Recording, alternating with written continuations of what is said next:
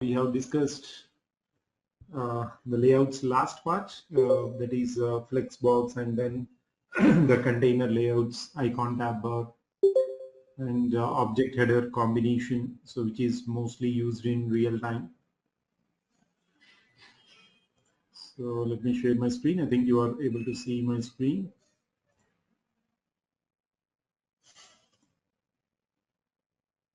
Okay, so let us see today's agenda. So in today's class, we are going to see the first thing is called the validation. So how to do the front-end validation. So whenever some field is left empty, so how to do the validation. So this is what we are going to see in today's class, and then we are going to see something called footer. So how to place a footer for a page. So this is what we are going to discuss in today's class, and we'll navigate from one page to other page using buttons. Okay, so these three things we are going to see in today's class. So from tomorrow onwards, we are going to start the backend. Okay, so you will be provided with the user IDs and password for your SAP GUI, your SAP backend system. We know that ours is an embedded system, SAP Gateway and backend both are combined in a single system, which is called embedded system. Okay, fine. So validations. So whenever you create a form, on the form there will be some mandatory fields which should not be left empty. So those things you need to do the validation. So let us see how to perform the validation in today's class. So I'm removing this stuff, and I will create a simple form. Let us take a simple form.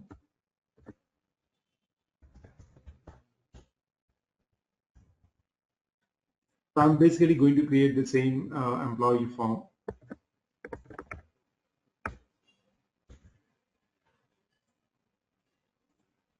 So let me give the title as employee details, and editable must be true, and label span, first of all, layout equal to responsive grid layout, and then the label span and empty span. So label span L, so let me give it 2, and label span M, let me give 2, and then empty span L, so let me give 5, and then empty span M, so let me give 5.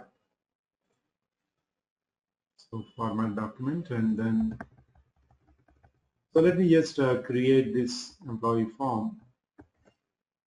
Then we'll start the validation. So label text equal to employee ID, and then a input field. All right. So let us take only a single field. If you understand how to perform the validation on the single field, then you can do it on any other field. So preview application, index.html.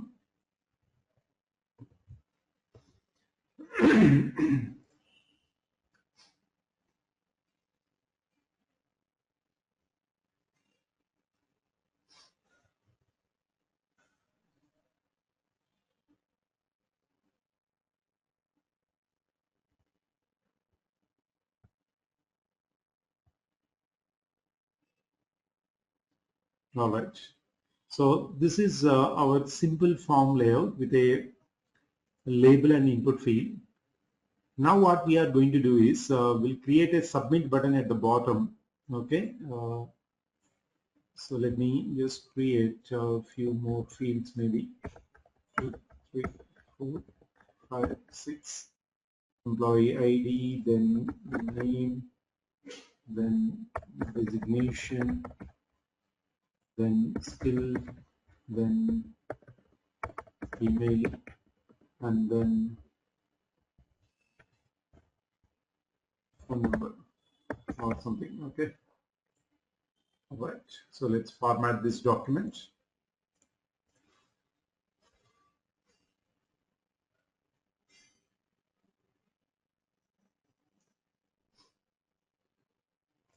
Yeah. So now I'm going to create a footer, and inside the footer I'm going to create a submit button. On click of the submit button will perform the validation. Okay. So how to create a footer? Footer is a subpart of the page. So even content tag is also a subpart of the page.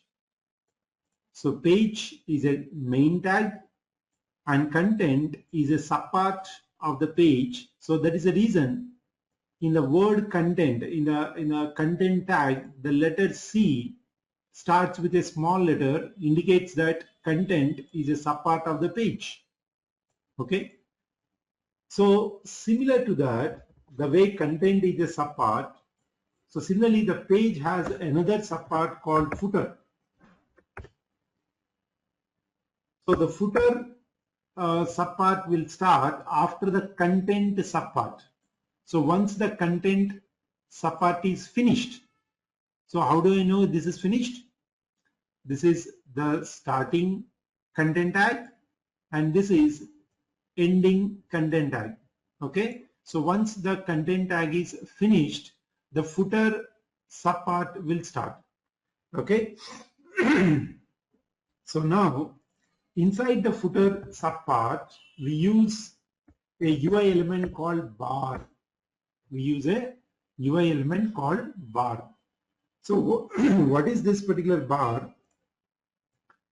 Bar is a UI element which occupies a area at the bottom of the page. So let us see, then you will understand.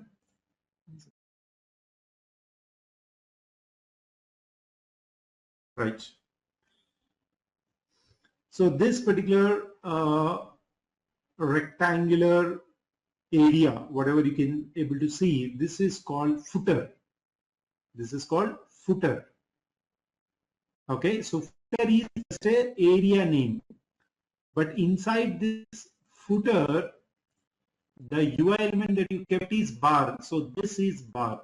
So this dark gray color thing, whatever you can able to see. So this is your bar. Okay. But what is footer? Footer is this area. This area is called footer. So this is something like if I say hall and sofa set. Sofa set is something physical element that exists inside a hall. But what is hall? Hall is a area. The entire area is named as hall. Again, kitchen, for example. So let me give the subpart of a house is kitchen. House is completely one element. Now what is kitchen? Kitchen is a subpart of house. But inside the kitchen, I have crockery unit, or I have chimney, or I have whatever. So what are these? They are the physical elements. Getting my point? But what is kitchen? That entire area is called kitchen. Okay. So similarly, this area is called footer. Inside that area, footer, this physical presence, whatever the element that is physically present is bar.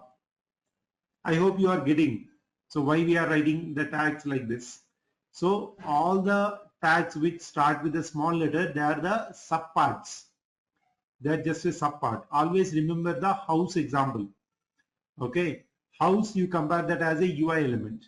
Now this house has many subparts. Master bedroom. What is master bedroom? It's a subpart name. But inside the master bedroom, again, you have bed, you have wardrobes, right? All those are the elements again, UI elements kind of thing. Okay. So footer is a area name and inside that you kept a bar. Okay. Right. So what is bar? This is bar. Now this bar has again three subparts. Okay. So one is, so the first one is, see, the moment you give the tag, automatically it gives the subparts. One is content left, which is a subpart. And second one is content right, which is another subpart. And third one is content middle, which is the last subpart. So just let's understand what is these subparts. Basically, the content left is a subpart where the left area of this bar, it basically points to the left area of this bar. Content left means this area. This is called content left area. This is called content middle area. This is called content right area. Okay. So let me keep a button and show you in all of them, then you will understand. So button text equal to am at left. So similarly, let me copy the button and let me put it here. So am at right and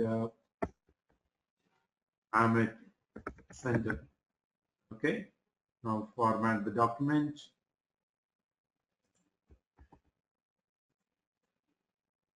Format document, and then one second.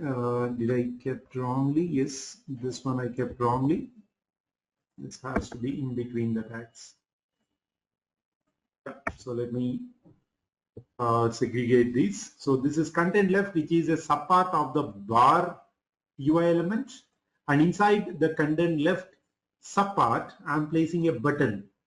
So similarly, right and middle. Now let's see. You can see this is content left area, and inside that area, this button is placed. This is content middle area. So where again, I'm center, which is a button is placed. This is content right area, and one more button is placed here. So this is what you need to understand, the subparts of the UI element. So bar is a UI element. The bar has the subparts like content left is one subpart, content right is the right side of the subpart, content middle is middle area of the bar. So in each of them, we kept different UI elements, the buttons basically. However, you can place the buttons left, right, and center.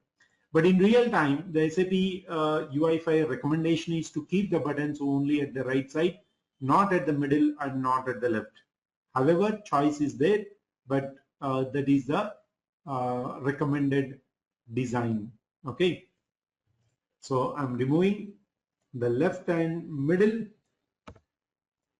but I will keep this button at the right side. So I'm giving a submit button here. So text equal to submit, and I want this in a blue color. So I will write emphasized. So let me format the document. Yeah. Now let's have a look.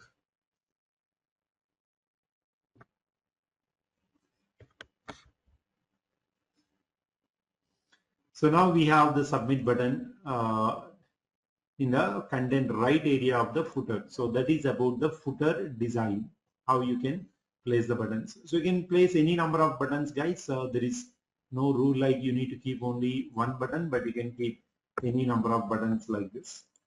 For example, cancel or something. Okay.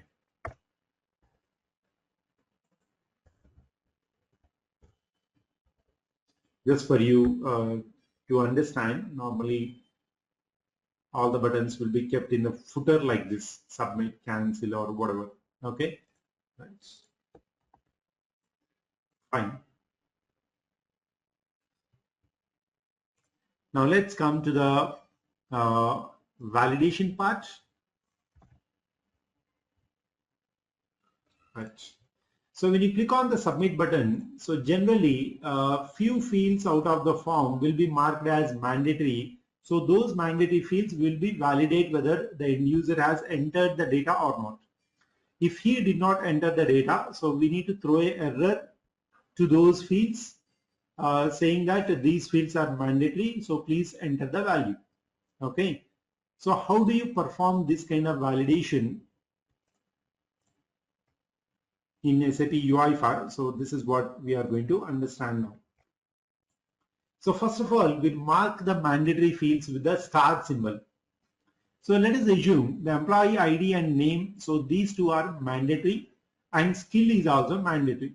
Okay. So let's assume 1, 2, and Maybe designation is also mandatory. So let's assume these three fields are mandatory, and maybe email ID is mandatory. 4 fields will mark them as mandatory. To indicate a field is mandatory, we indicate with a star mark. Okay, so let us see how to apply the star mark here. So for the label, there is a property called required, and in the required you need to give true. Required equals to true. Okay. Now let me copy the label required, and again let me keep this required property true for all these 4 fields. So when you provide the required equal to true property for the label, then what happens is the label gets a star mark.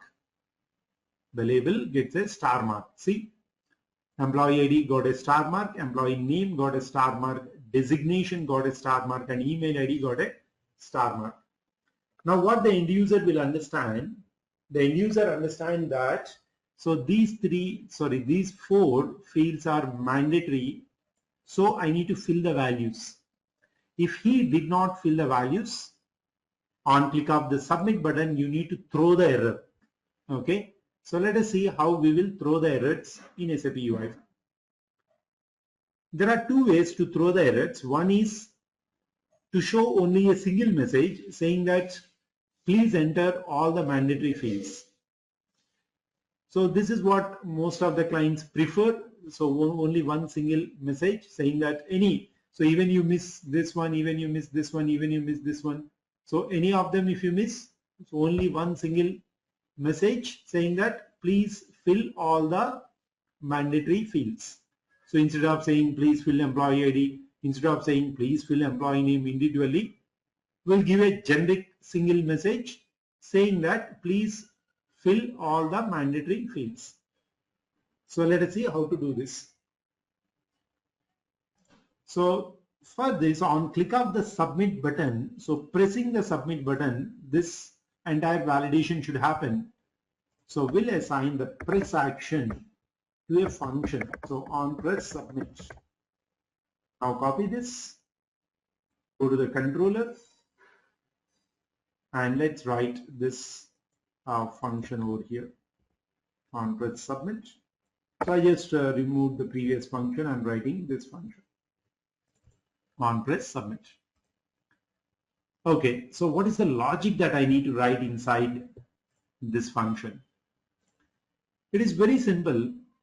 You need to read the value in each and every mandatory input field and check whether it is blank or not. If it is blank, then we need to throw error. If it is not blank, nothing. You don't need to do anything. Okay. So let's see. To read the value from the input field, we need the ID. So let's give the ID emp ID. Now copy this. So I'm giving this as employee ID, and let's copy this and put the ID for this one. This is employee name, or simply we'll keep name, and then we'll give the ID for designation. So this is ID design, and I think this is ID email. Yeah. So I have provided the ID only for those mandatory fields because I need to read the values from these mandatory fields. However, you can give the ID for all of them as well. Okay. So definitely you can give it basing on your requirement.